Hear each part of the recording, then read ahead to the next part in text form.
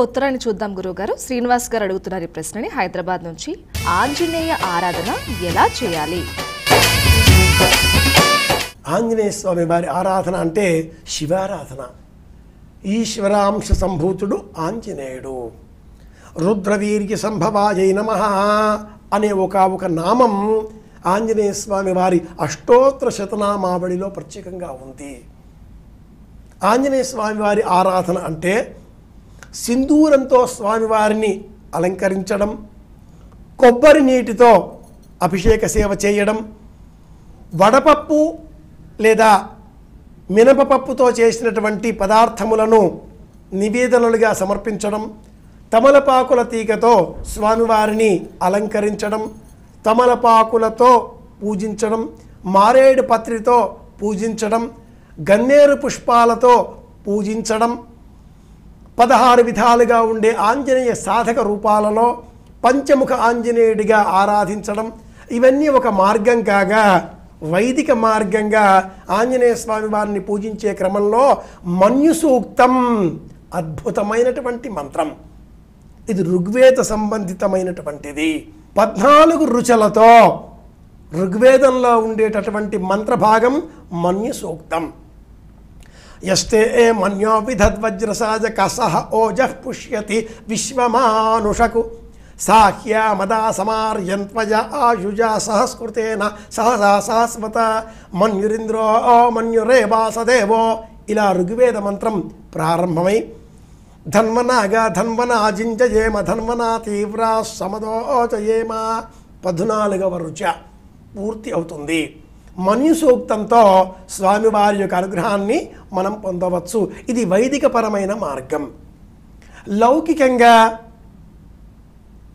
పరాశర సంహిత అనే గ్రంథాన్ని అనుసరించి స్వామివారిని ఆంజనేయ దండకం చదవడం ద్వారా శ్రీ ఆంజనేయం ప్రసన్నాంజనేయం ప్రభాదివ్యకాయం ప్రకీర్తిప్రదాయం భజే వాజిపుత్రం భజే బాలగాత్రం భజేహం పవిత్రం భజే రుద్రమిత్రం, ఇలా దండకం స్తోత్రం వినడం ద్వారా చెప్పడం ద్వారా ఆంజనేయ స్వామి వారి అనుగ్రహాన్ని పొందవచ్చు. లౌకికంగా బహుళ ప్రచారంలో ఉన్న మార్గం రామచరిత మానస్ గ్రంథంలో ఉన్నటువంటి 40 దోహాల వరుస హనుమాన్ చాలీసా, ఇది 3వది. జయ హనుమాన జ్ఞాన గుణసాగర జయ కపీశతి లోక ఉజాగర 40 దోహాలతో ఉండేటటువంటిది. పవనతనయ సంకటహరణ మంగళ మూరతి రూప అన్నంత వరకు పూర్తి అవుతుంది. శ్రీ గురుచరణ సరోజ రజ నిజమన ముకుట సుధారే అనే ధ్యానంతో ఆరంభమవుతుంది.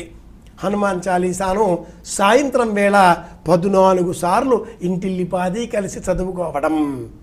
ఈ చదివే సమయంలో చేతిలో ఒక దారం తీసుకొని ఆ దారానికి ఒక్కొక్క ఆవర్తి పూర్తి అయినప్పుడు ఒక్క తమలపాకును ఉంచి ముడివేసి 14 తమలపాకులు పూర్తి అయిన తర్వాత ఆ తమలపాకుల మాలికను ఆంజనేయ స్వామి వారికి సమర్పించడం.